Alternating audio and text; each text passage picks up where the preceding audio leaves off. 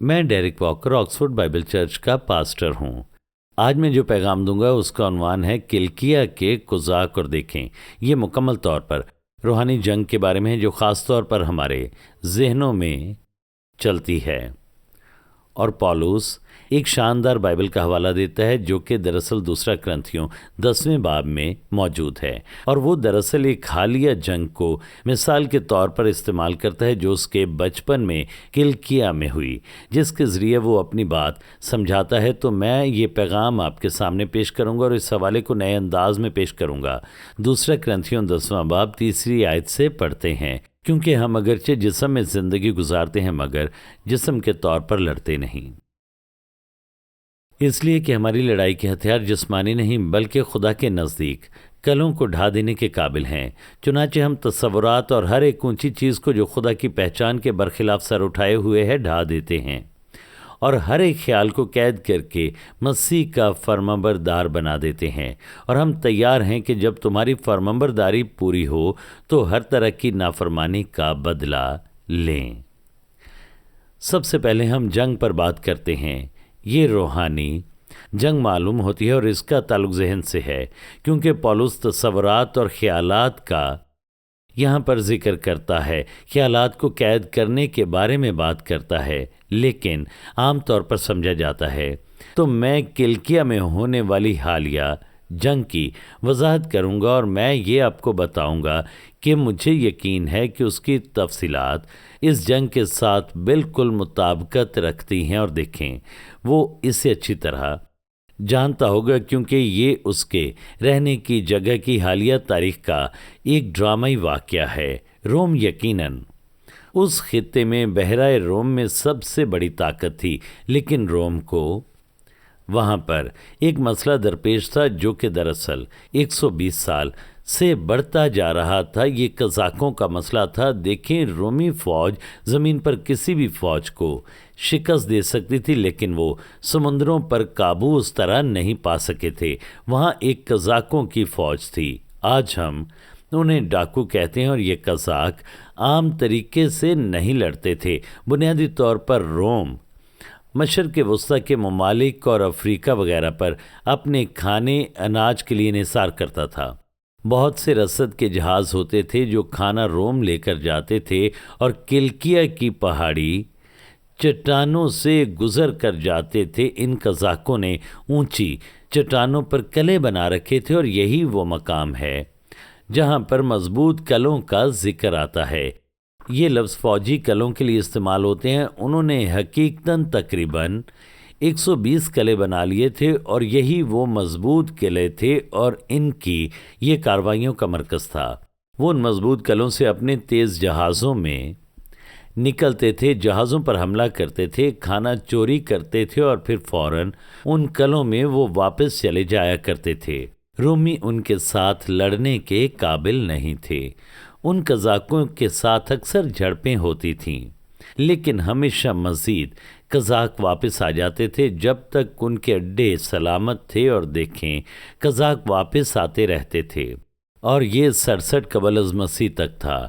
اب واقعی 10,000 قزاق موجود تھے، اور یہ ایک بہت بڑا مسئلہ بنتا جا رہا تھا، اور روم کا رابطہ منقطع ہو رہا تھا، اور روم دراصل گھٹنے ٹیکنے لگا تھا، اور معاملہ بہت سنگین ہو گیا تھا۔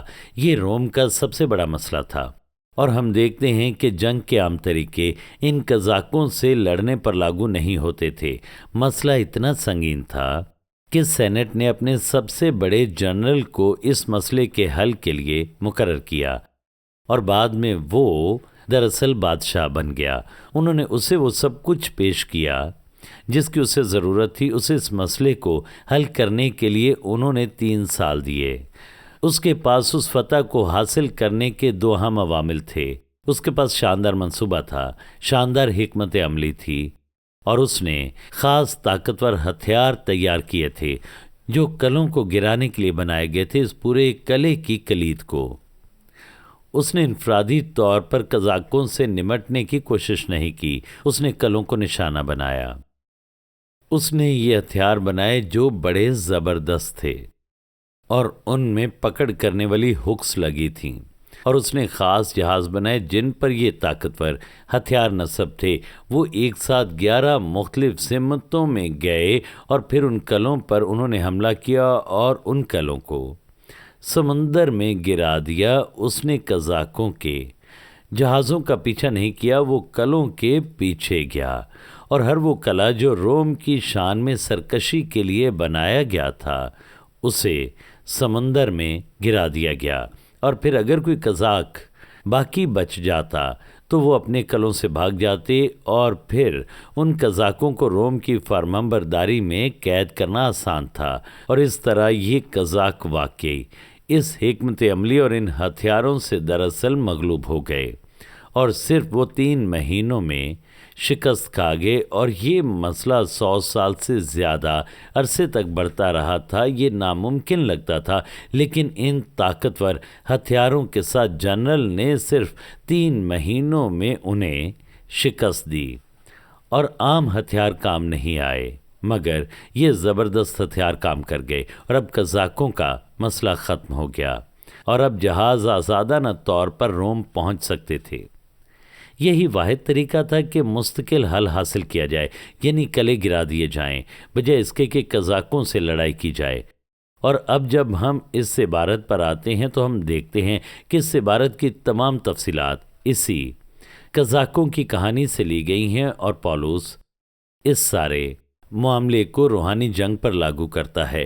وہ کہتا ہے کہ یہ روحانی جنگ کی طرح ہے، میں روحانی جنگ اسی طرح سے لڑتا ہوں۔ وہ کہتا ہے اگرچہ ہم جسم میں چلتے ہیں، ہم جسم کے مطابق جنگ نہیں کرتے۔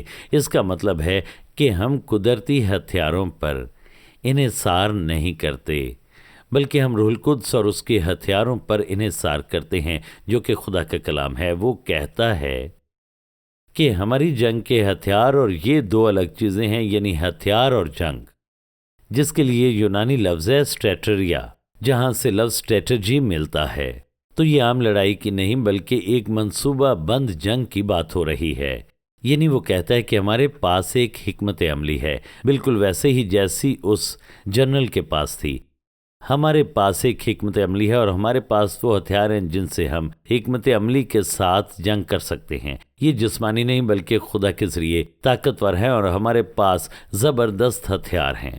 ہمارے پاس خدا کا کلام ہے جو کہ کروز میزائلوں کی طرح ہے، جو دشمن کے ہر قلعے کو نشانہ بنا کر تباہ کرتا ہے، اور جیسے ہی وہ آگے بڑھتا ہے وہ وضاحت کرتا ہے کہ یہ قلعے کیا ہیں۔ وہ کہتا ہے کہ قلعوں کو گرا دینا ہے، اور دیکھیں خیالات کو پست کر دینا ہے، خیالات کو پست کر دینا۔ اب یہ لفظ لوگسموس ہے، اور یہ صرف عام خیالات کی بات نہیں۔ لوگسموس اگر آپ چاہیں تو یہ ایک عقیدہ ہے، یہ ایک ایمانی نظام ہو سکتا ہے، اور آپ دیکھیں کہ لوگسموس سے ہمیں لفظ لاجک ملتا ہے۔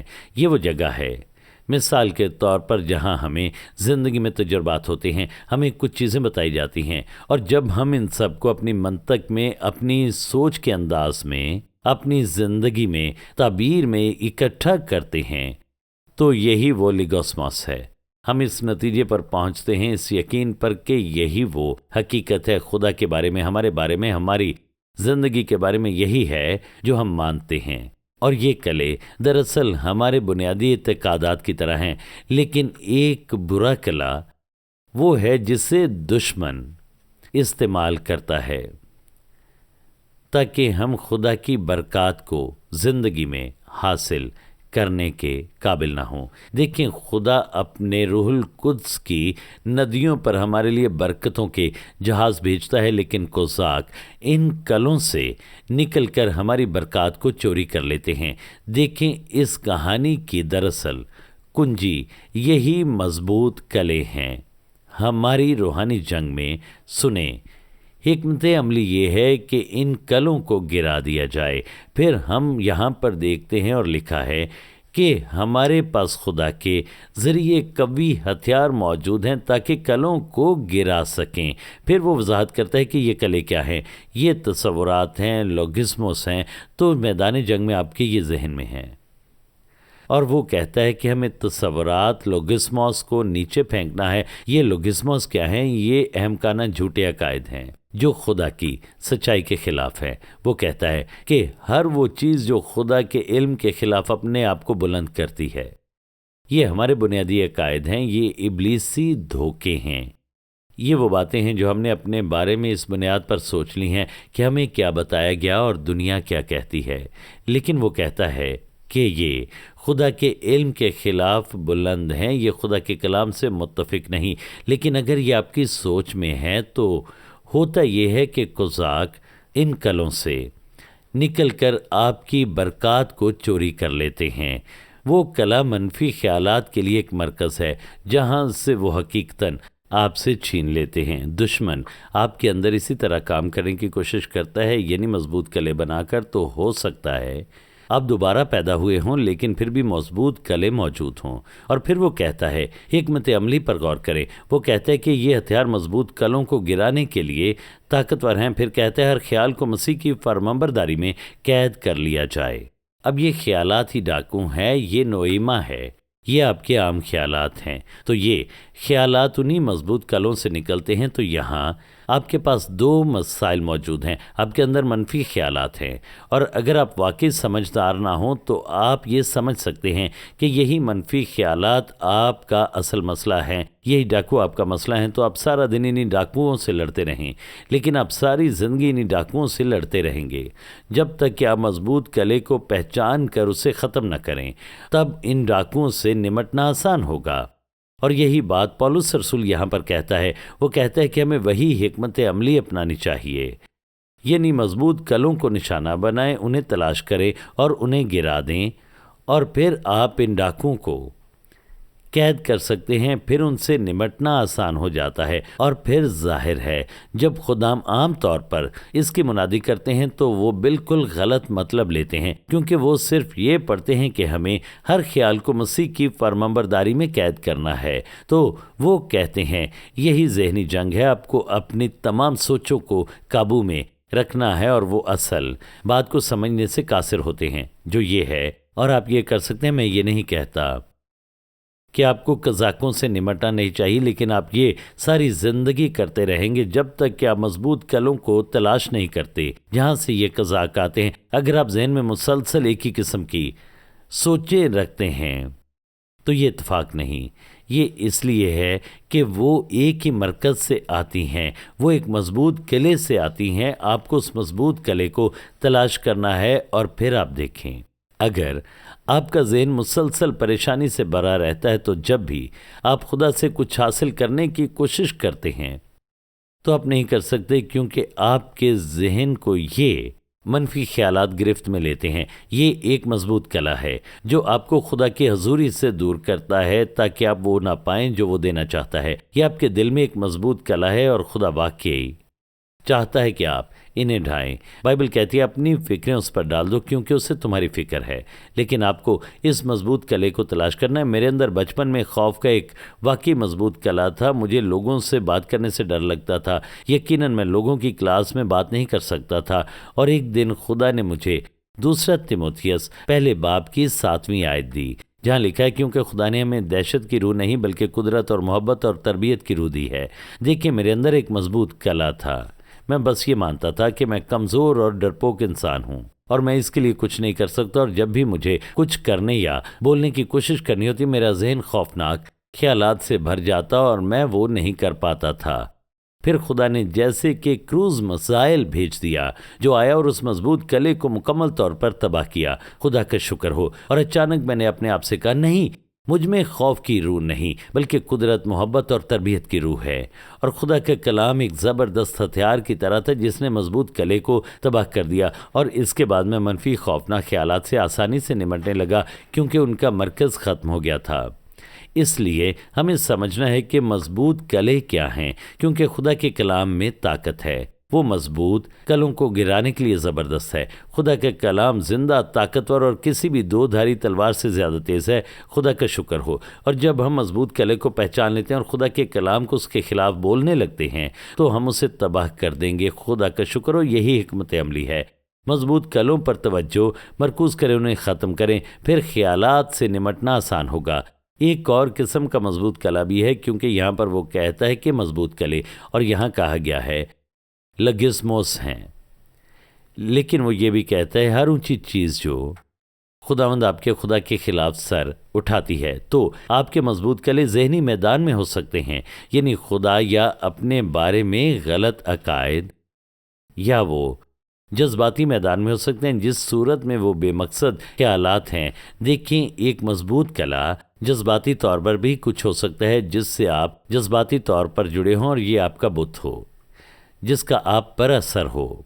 तो फिर जब आप खुदा को तलाश करने की कोशिश करते हैं तो आप नहीं कर पाते, क्योंकि उस बुत के ख्यालात जो आपके लिए बहुत अहम हैं आपको रोक देते हैं। खुदा पर तवज्जो मरकूज़ नहीं कर पाते। ये आपकी नौकरी हो सकती है, ये कोई और चीज़ हो सकती है, लेकिन ये आपके लिए हद से ज़्यादा अहम है। ये एक बुत है, ये आपकी हिफाजत की चादर है। और इस तरह बजाय इसके कि आप खुदा पर तवज्जो मरकूज़ करें और उस पर भरोसा करें, ये बुत आप पर असरअंदाज होता है और ये मुसलसल आपको खुदा से दूर करता है। ये एक और किस्म का मजबूत कला है जिसे आप पहचान लें तो आप इस बुत से तौबा कर सकते हैं और उससे मुंह मोड़ कर खुदा पर भरोसा रख सकते हैं। खैर, हमारी जंग के हथियार खुदा के ज़रिए मजबूत हैं ताकि मजबूत कलों को गिराया जा सके। पौलुस कहता है कि मेरी जंग का मैदान इंसानों का जहन है।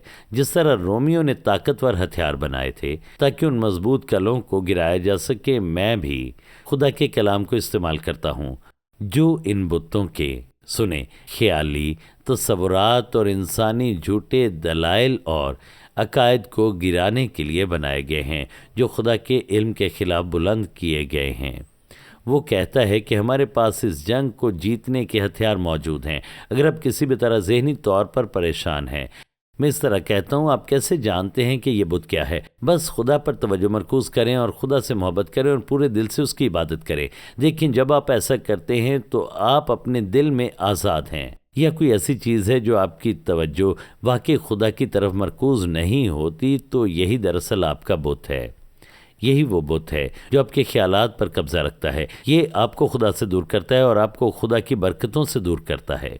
या ये कोई झूठी इंसानी सोच है, जैसे ये कि आप नाकाम हैं, आप ये नहीं कर सकते। आप जानते हैं, मेरे साथ भी ऐसा हुआ जब मैं स्कूल में पढ़ाता था, क्योंकि मेरी क्लास में बहुत से मसाइल थे और मैंने ख़ुद को एक नाकाम उस्ताद के तौर पर देखना शुरू किया। फिर खुदा ने मुझे इफ्सियों दूसरे बाब की 10वीं आयत दी।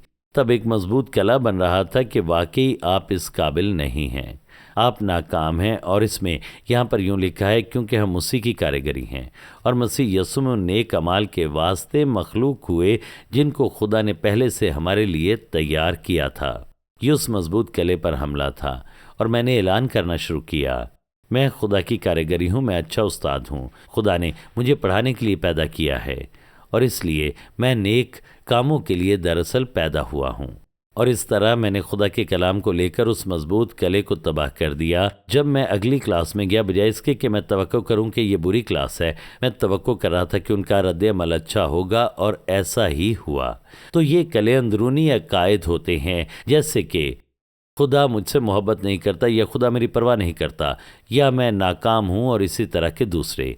और जब आप पहचान लेते हैं, शायद आप जहन में जानते हो कि खुदा आपसे मोहब्बत करता है, लेकिन आपके दिल का मसला ये होता है कि आप ईमान नहीं रखते और आप बेचैन रहते हैं। इसलिए आप हर मामले को अपने हाथ में लेने की कोशिश करते हैं और दबाव में रहते हैं। इसकी वजह यह है कि एक मजबूत कला है जो आपके दिल में बेयकीनी पैदा करता है। आप इस कले को पहचानते हैं, ये पहली कुंजी है। जब आपने कले से निमट लिया तो कज़ाकों से निमटना आसान हो जाता है। उनके पास अब कोई ताकत नहीं, उनके पास कोई ठिकाना नहीं रहता। तो कज़ाक वो ख्यालात हैं जो कलों के अंदर आते जाते रहते हैं। कले आपकी सोच पर कज़ाकों के ज़रिए ताकत इस्तेमाल करते हैं। तो कज़ाक ही वो तरीका है जिससे मसला आप पर ज़ाहिर होता है, यानी मनफी ख्यालात। लेकिन वो असल मसला नहीं है। आप सारा दिन कज़ाकों से लड़ सकते हैं। जवाब यह है कि कले पर हमला करें, फिर कज़ाकों से निमटना आसान होगा। सबसे पहले कलों को गिरा दें, यही खुदा की हिकमत अमली है। अब जदीद जंग में हमने कई बार देखा है वो क्या करते हैं। सबसे पहले आप ज़मीनी फ़ौज नहीं भेजते, आप ज़मीनी फ़ौज पर हमला नहीं करते, क्योंकि इसमें ज़्यादा जानी नुकसान होगा। जो आप करते हैं वो ये है कि आप फ़िज़ाइया को भेजते हैं, तमाम अड्डों पर बमबारी करते हैं। تمام کمانڈ سینٹرز پر اور تمام بنیادی چیزوں پر جو ان کے عمل کے اڈے ہوتے ہیں، آپ ان پر بمباری کرتے ہیں۔ اور جب آپ یہ کر لیتے ہیں تو فوج کو بھیجتے ہیں۔ پہلے آپ مضبوط کلوں کو ڈھاتے ہیں، پھر آپ اندر جا کر صفائی کرتے ہیں، صفائی کا آپریشن کرتے ہیں۔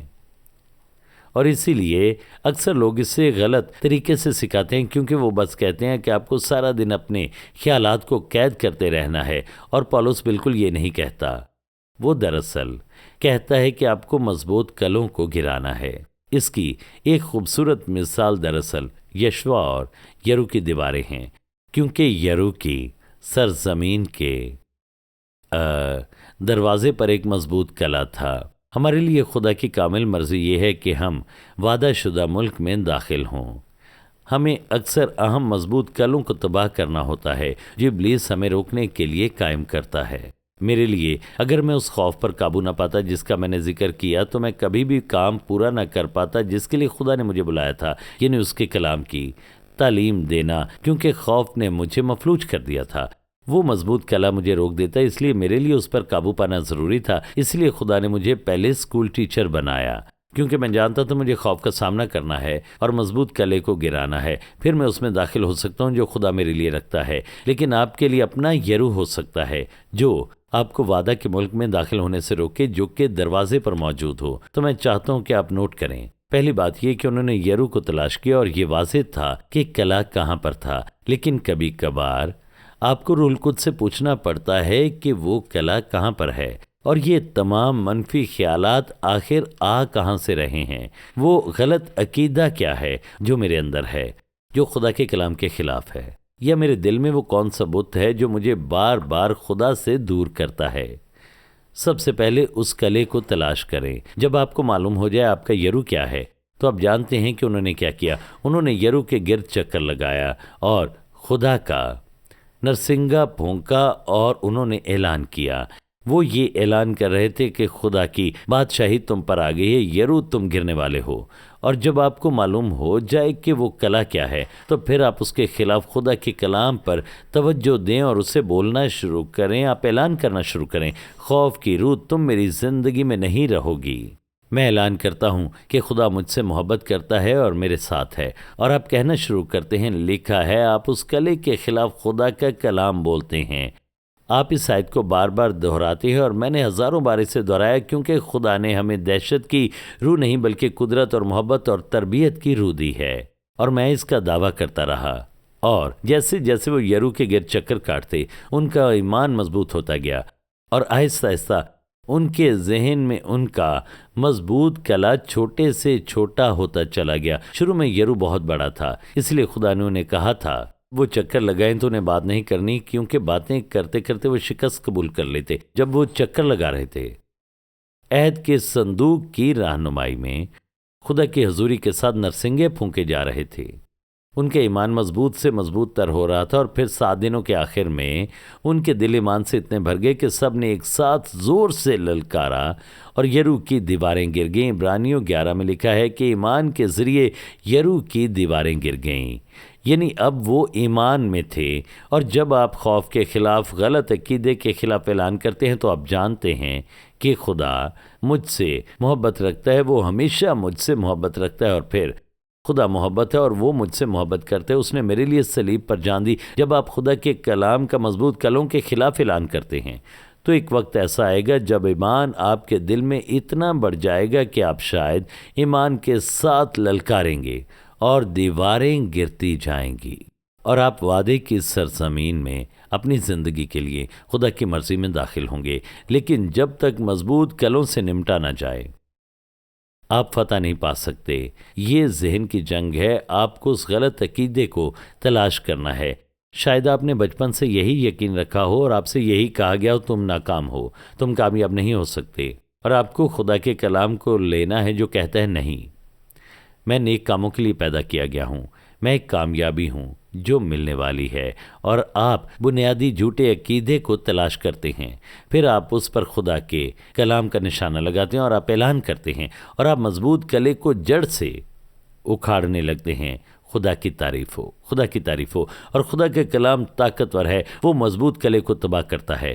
یرمیہ پہلے باب کی 12ویں آیت میں لکھا ہے، کیونکہ میں اپنے کلام کو پورا کرنے کے لیے بیدار رہتا ہوں۔ جب آپ خدا کا کلام بولتے ہیں تو یہ کروز میزائل کی طرح ہے، اور خدا اس پر نظر رکھتا ہے تاکہ یقینی بنائے کہ یہ کلے کو تباہ کر دے، کیونکہ جب کلے کو ڈھا دیا جاتا ہے تو وہ خیالات آپ پر اختیار نہیں رکھتے، وہ تمام چھوٹے چھوٹے فکر مندی کے خیالات، اور آپ آسانی سے انہیں کنارے لگا سکتے ہیں اور خداوند پر ڈال سکتے ہیں، بجائے اس کے کہ مفلوج ہو جائے۔ دیکھیں، یرمیہ پہلے باب کی 10ویں آیت میں اس طرح سے بیان کیا گیا ہے۔ خدا کہتا ہے، دیکھ آج کے دن میں نے تجھے قوموں پر اور سلطنتوں پر مقرر کیا ہے کہ اکھاڑے اور ڈھائے اور ہلاک کرے اور گرائے اور تعمیر کرے اور لگائے۔ اور جو وہ کہتا ہے وہ یہ ہے کہ میں تمہیں خدا کے کلام بولنے کی طاقت دیتا ہوں، اور خدا کے کلام کا اثر یہ ہوگا کہ وہ غلط عقائد اور بتوں کو جڑ سے اکھاڑے گا اور ڈھائے گا، اور انہیں ہلاک کرے گا اور گرائے گا اور تعمیر کرے گا۔ اور پھر تم تعمیر کر سکتے ہو، پھر تم لگا سکتے ہو۔ تو خدا کے کلام 2 کام کرتا ہے، یہ کلوں کو ڈھاتا ہے، لیکن پھر خدا کا کلام آپ میں مثبت کلے تعمیر کرتا ہے، صحیح عقائد کو تعمیر کرتا ہے۔ آپ کے اندر اگر کوئی کلا ہے تو میں ابھی خدا سے دعا کرتا ہوں کہ وہ آپ کو دکھائے کہ وہ کلا کیا ہے۔ شاید یہ تلخی ہو، اور آپ کے منفی خیالات اسی تلخی کی جڑ سے نکلتے ہوں۔ جب آپ انہیں پہچان لیں تو ان پر حملہ کریں، خدا کے کلام کے ساتھ، اور حکم دیں کہ دور ہو جائے۔ اپنے کلے سے کلام کریں، یسوع کے نام میں حکم دیں کہ وہ دور ہو جائے، اس کے خلاف خدا کا کلام بولے، اور یہ تباہ ہو جائے گا، اور آپ باقی ماندہ دشمنوں کو ختم کر سکتے ہیں۔ آمین۔ یشوع کی یرو پر فتح جب وہ وعدہ کی سرزمین میں داخل ہوا، بائبل کی عظیم کہانیوں میں سے یہ ایک ہے، لیکن بہت کم لوگ جانتے ہیں کہ یرو کے آثار قدیمہ ثابت کرتے ہیں کہ یہ کہانی بالکل سچ ہے، اور اس میں ہمارے لیے عظیم روحانی سبق بھی ہیں۔ اور اس کتاب میں جس کا عنوان ہے جوشواز جیریکو، جو یرو کے آثار قدیمہ کی دریافتوں کی تصاویر سے بھری ہوئی ہے، اور آپ جانیں گے کہ خدا کا کلام سچا ہے۔ اور اس کا آپ کے لیے کیا مطلب ہے؟ کیونکہ آپ اپنی زندگی میں یرو کا سامنا کرتے ہیں، جسے فتح کرنا ضروری ہے تاکہ آپ اپنے وعدہ کی سرزمین حاصل کر سکیں۔ اس کے ساتھ ایک DVD بھی موجود ہے جس سے آپ مزید برکات پائیں گے۔ دیکھنے کے لیے شکریہ۔ ہمیں دیکھنے کے لیے شکریہ۔ آپ مزید تعلیمات آکسفورڈ بائبل چرچ اور روکو چینل پر حاصل کر سکتے ہیں، اور ڈیرک واکر کے YouTube چینل پر بھی۔ اور آپ ہمارے ساتھ اتوار کی عبادت میں بھی شامل ہو سکتے ہیں، صبح 11 بجے اور شام 6 بجے۔ چینی اسکول، ہیڈنگٹن، آکسفورڈ، OX3 7QH۔ آپ CDs، DVDs، کتابیں اور دوسری چیزیں آن لائن آرڈر کر سکتے ہیں۔ www.oxfordbiblechurch.co.uk اور کال بھی کر سکتے ہیں 018655 15086۔